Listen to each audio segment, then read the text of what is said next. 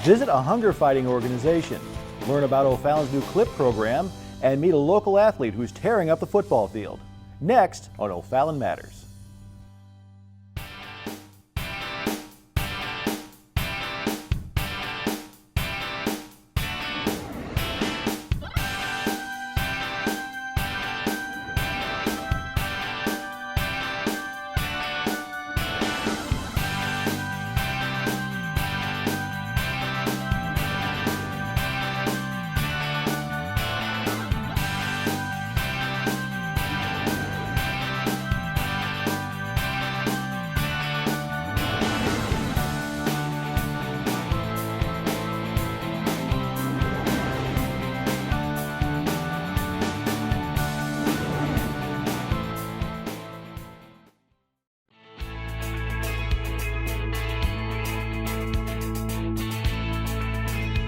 Residents will be glad to know that the CLIP program is working to make O'Fallon beautiful from North O'Fallon all the way to South O'Fallon. The whole idea of the CLIP program is to try to address some of the concerns that we've seen with O'Fallon in terms of the lack of a consistent look throughout the community. O'Fallon developed so fast over the last 30 years that it almost developed faster than we could plan for in terms of building identity through the city. So when you look at different areas of the city, for example, take Winghaven, doesn't look anything like some of the communities on South K, which doesn't look anything like some of the communities up here in downtown. So we want to try to start to bridge that gap. One of the main goals of the CLIP program is to keep a consistent identity for O'Fallon. And the CLIP is a long-term program, 10 to 20-year program, to begin to address those concerns and try to bring some level of consistency through. Obviously, we're not going to be able to go into individual neighborhoods and reorganize, redesign what the streets look like in there. But if we can actually use some signage and some landscaping elements to help bridge that gap, then we think we can start to develop that feeling throughout the city. People look for a community that is attractive. They look for a community that is easy to get through, especially when it comes to economic development. Retailers want to make sure that if they are located in a certain location, that their customers are going to be able to find them. It's one thing for the people that live 2 blocks away, but when people are coming from neighboring communities and coming in, those are the people we want to make sure that they come into O'Fallon, and then when they're in O'Fallon, they find what they're looking for. The project at Highway K and I-64 is only the first stage. We're down at the intersection of Highway I-64 and Highway K. And what we're doing behind me, you can see the workers are putting up the legs of a monument of a sign that will say O'Fallon. And in addition, there'll be landscape plants and flower display in front of it. We'll have the same flower display here that we put up at City Hall. The entire area that you see behind me will be irrigated and will be mowed on a regular basis. And really, even though the work will be done this year, it's really next spring when the grass blooms and everything comes out that you're going to see just the whole beauty of everything we've done down in that area. One of the things we're going to do also now is we're developing a plan right now that will kind of lay out an outline for the CLIP program for the next 10 to 15 years. But what we're trying to do is set at least a guideline so that as future city councils, as future staff come in, that they can look back to this and say, okay, here's our plan, let's continue to move in this direction. Some of the first priorities will be to continue the work on the major interchanges. We'll also next year have Page Avenue coming through at Highway K and Bryan. That'll be another area of priority in the immediate future. But long term, we're going to look at options such as information hubs, which are signs that actually allow for digital signage that tells people about events going on or news they need to know, as well as wayfinding. And what wayfinding is really getting to the core of helping people find their way through the city using signage. And those are kind of two of the long-term parts that we'll start bringing in probably about year 3 or 4 of the plan. We'll keep you posted on O'Fallon's CLIP program on future episodes of O'Fallon Matters. If you would like more information right now, you can go to www.o'fallon.mo.us. The Missouri Water Environment Association recently recognized the best from the past year, including one of our own.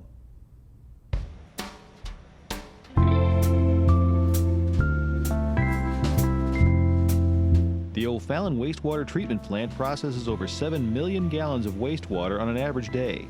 The man responsible for the plant, Rick Steffen, has been awarded Operator of the Year for 2011 by the Missouri Water Environment Association. So Rick, what's your job here at the plant? I supervise about 9 people out here. I take care of, the reporting, and I do some of the pre-treatment reports and the pre-treatment program here. We have several industrial places in the area. It's a mixture of industrial waste and residential. It's probably a 40-60, 60% residential, 40% industrial. Normally we run here right now about 7.5 million gallons. On a rainy day, it can get up to about 10, 11 million gallons a day. So how did you come to work here? I started out back in 1990, and it was just a labor. I was out looking for a job. This was open. Worked my way up through, the maintenance program, the operations part of it, and ended up being a supervisor. I like it. It's a good, challenging place. The atmosphere is very nice. It's a good place to work. No two wastewater plants operate the same. The O'Fallon plant is built for speed. It is a high-rate system, so we can push more water through the plant and still get good treatment. If we do get a toxic load in from an industry or from some other outside source, the plant can handle that very well. Tell us about the MWEA, Missouri Water Environmental Association. It's an organization for the wastewater treatment facilities and the operators. The award that I did win was for the Operator of the Year. It's for the whole state of Missouri. Since I've been a supervisor, we really haven't had any type of violations. We've gone through a lot of constructions lately, and it will upset the plant, and just working through that. Under Rick's oversight, the plant has seen plenty of recent upgrades. We've added our ultraviolet UV systems, which is a completely different type of disinfection system than what a chlorine system is. It's less toxic. It's better for the environment. We are updating our SCADA computer program and expanding it, giving the operators a little bit more control and more sight on a computer of what's going on and the adjustments that we can make. With a finite amount of water on the planet, maintaining facilities like the O'Fallon plant is critical for the health and welfare of the population. If the treatment plants weren't in service and operating, the water quality that the people see now in the rivers and the streams would be terrible. We've got so much water in the system. We don't make any new water, so the water that we've got is here, and we've got to treat it, clean it up so it can be used again. And our job here is very important to the environment, overall, for the safety of the people and the wildlife, the streams, everything. It's just a very important job that we do.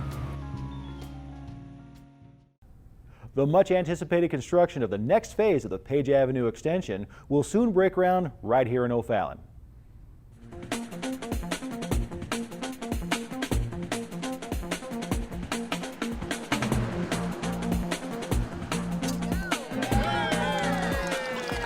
It's official, 364 Page Avenue Extension Phase 2 is now open to traffic, and that means one thing. Work will soon begin on Phase 3. This phase will make its way through O'Fallon, giving residents another option for travel. Well, this will help O'Fallon residents greatly in that once we get Phase 3 completed, this creates a nice thoroughfare that people can use the Page Avenue extension and take it all the way to St. Louis County and the St. Louis City. Phase 3 we'll be going out for proposals in this winter, and then in the spring of 2013 we'll start turning earth and working on the next phase, and that'll take the Page Avenue all the way out to I-64. So going through O'Fallon, going through Highway K, through Bryan Road, all the way out to 64. That'll be completed. That phase will be completed in 2014. There's $100 million available to do this, and we're also doing this next phase as a design-build type of project. So the design is still a little bit up in the air. We're having the contracting community compete about the type of scope that we're going to get. So what Phase 3 looks like is still a little uncertain at this time. When this starts taking place, how is this going to affect our residents? There should be minimal effect. Most of it is through an open corridor area. It won't be on our existing streets, so in general there should be a pretty minimal effect on our everyday traffic. There'll be times when you have to tie in to existing roadways, say if there is a overpass at Highway K, when they're tying in the ramps and things of that nature. So there's certainly going to be some effect, but in general a lot of the construction will be in open areas off of any kind of existing system. Is there ideas of ramps or overpasses where those might go? It's a MoDOT project, and they're using the design-build type initiative, which they use very successfully for a few other projects. As far as the city standpoint and traffic flow, we'd certainly like to see an overpass at the intersection of K and what will be the Page extension. We'd also like to see one at Bryan Road, but ultimately it'll have to depend on what the winning plan and bid is. So. Let's talk about beautification. Now I hear the CLIP program is going to be a part of this. It is. The city landscaping and identity plan is, the council has contributed funds towards this project. When the selected contractor is selected, we'll begin negotiations with them to include some modest improvements, nothing overboard or anything like that, but some improvements at the bridges, such as the decorative lightings and decorative fencing, as well as some landscaping. We'll include those features and negotiate those with the selected contractor. Let's talk about some other projects you got going on in O'Fallon. The city has two exciting projects currently occurring. Just right south of the Page Avenue extension will be our South Side Bicycle Loop plan, which basically involves incorporating bicycle lanes in the shoulder areas of Technology up to Winghaven, along Page Outer Road, and then down along K. This will provide a place where bicyclists can safely navigate around these roadways. We also have the Fisey Road, another bike trail project. On the north side of Fisey, there's no sidewalks or any kind of trail system, and you can see where residents utilize that area. It's kind of a worn cow path through that area. So what we're going to do is provide a path from Highway K over to Bryan Road and provide that 8-foot trail system on that side of the roadway. What that'll do is kind of expand our overall trail network. We have a trail currently along Bryan Road, which ties into the next major road up, which is Mexico, which we also have a trail on. And along K, we have portions of trails. So this will kind of help tie all those trail systems together as well, and again, provide a place where residents can utilize the trail system. I know you guys are really busy and you have a long list of projects, so for residents who are interested in knowing about those projects, where can they go to find that information? We do. We have a lot of projects going on, and you can always go to our website and underneath the project management or the public works division. You can find a list of these projects. There's also probably a link right on the front page that has work construction projects that you can click on that as well and get a briefing, kind of a summary of all of our projects and where they stand and what the schedule is on those projects. It's time for a break. When we return, we'll catch up with standout football player Dontrelle Prince. Then we'll find out what one local organization is doing to help keep the less fortunate nourished. Stay with us for O'Fallon Matters.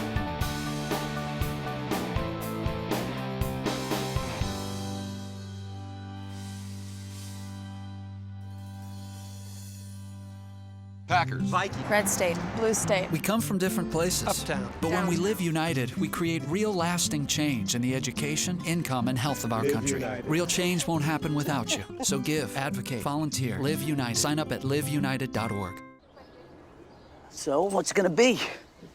We could ride bikes, skating, movies, zoo, whatever you guys want to do.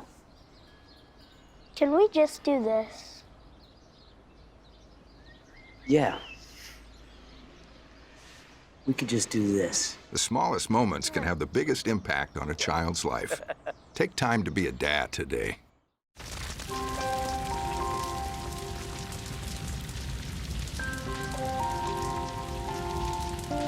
A single ember that escapes from a wildfire can travel more than a mile.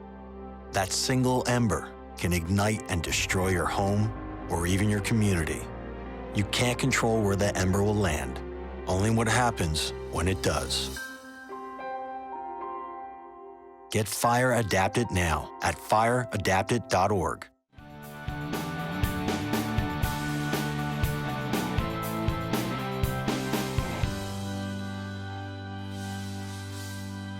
Welcome back. The O'Fallon Fire Protection District recently invested in a new tool that will make their jobs more efficient for years to come.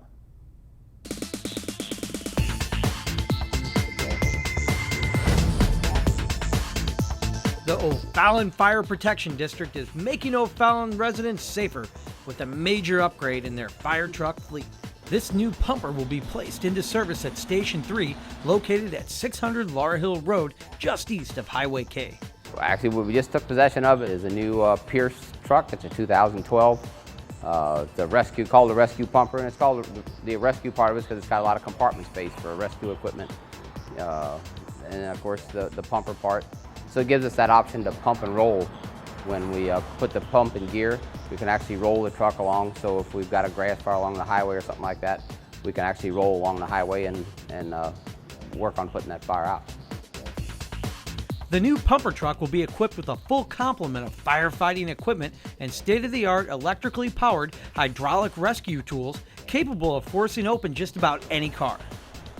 In this case, it's got more room. You know, it's again, state-of-the-art. It's got more room. We've got a lot more compartment space.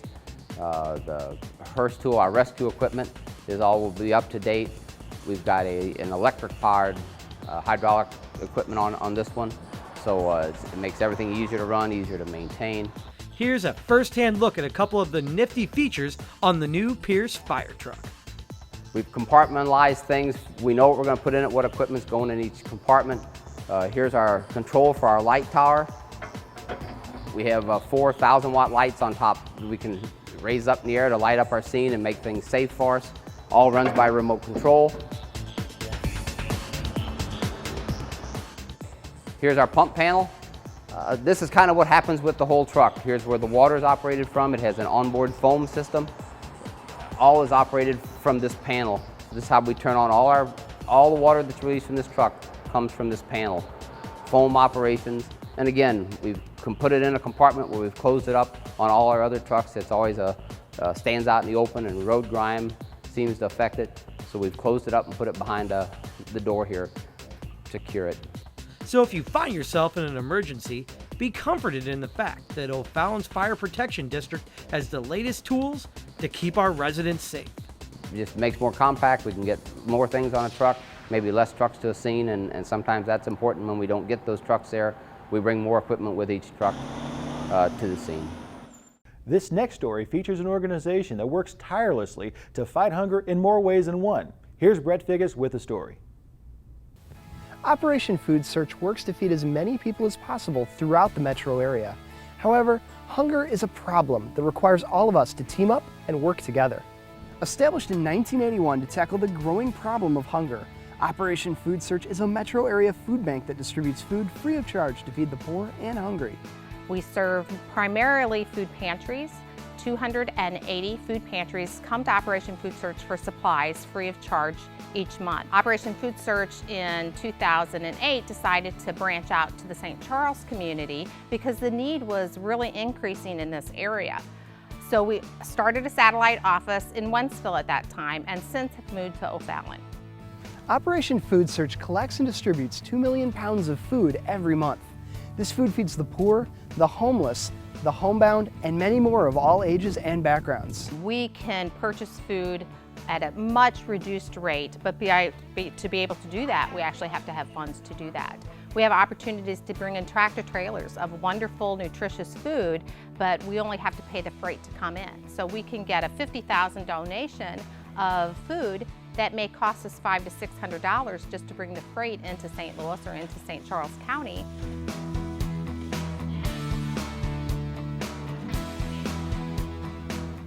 Operation Backpack is one of our child hunger initiatives. We have partnered with Share Our Strength for No Child Hungry campaign, where we want to make sure that every child in our community does not face hunger. So what we do is we target the most needy children, and we provide them with a bag of food of 2 breakfasts, 2 lunches, and 2 snacks that is discreetly put into their backpack the last day of school so that they're ensured to have nutrition for over the weekend. Here in St. Charles County, we started that program 2 years ago. We're feeding approximately 500 children. Now what we're doing is we're branching out and looking for community partners that would like to actually start a backpack program, whether it's in their church, in their civic group, that we will come and help and partner with them to start more backpack programs in our area. Volunteers are essential to the success of Operation Food Search, and donating time is a great way to help feed the hungry in our community. There's a lot of volunteer opportunities with Operation Food Search. You can volunteer coming into our warehouse, sorting food, boxing it up to get it ready to go out to the food pantry. So we have a lot of opportunities here in our warehouse. We also are looking for partners that would love to do food drives. We cannot hand out food unless we get food in. So a big part of our operation is actually partnering with the community to do food drives to outreach to the surrounding pantries. In St. Charles County, we have approximately 30 food pantries that are desperately needing of supplies because the numbers have increased over the last year. For more information on Operation Food Search, you can go to www.operationfoodsearch.org. Blazing speed and leadership make this Christian high school football player one of the best in the St. Louis metro area. Here's Joe Richter with more. Well, there's no better place to be on a weekend in America than under the Friday night lights. And we've got one of the best prospects in the state right here in your backyard. All that we had to do at OFallonTV was try to catch him.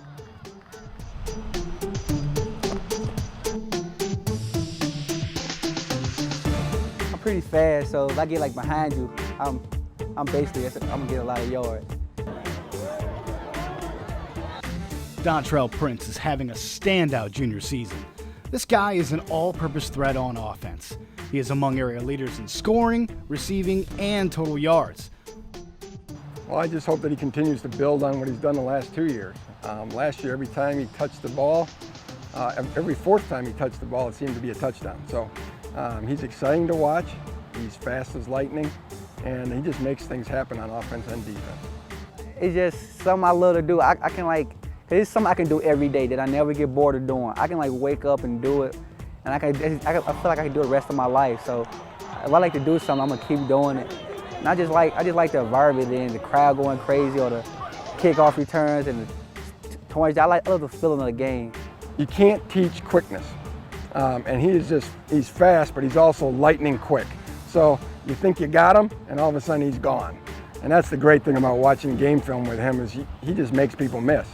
So he's a big playmaker, but he's also a good route runner. He gets to where he needs to be, and he understands beating defenses. Coach Hare has a positive influence on Dontrelle, both on and off the field.